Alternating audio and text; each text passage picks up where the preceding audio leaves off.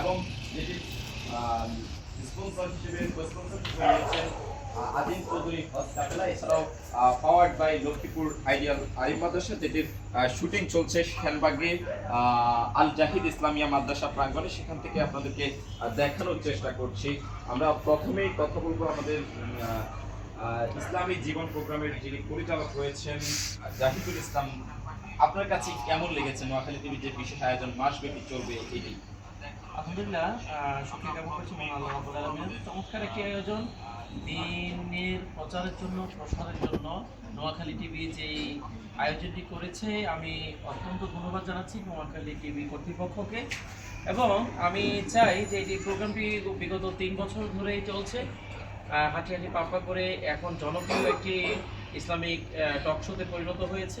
ইনশাআল্লাহ আগামীতে এর ধারাবাহিকতা অব্যাহত থাকবে এবং আগামীতে আরও অনেক অনেক অনেক ভালো করবে বলে আমার প্রত্যাশা।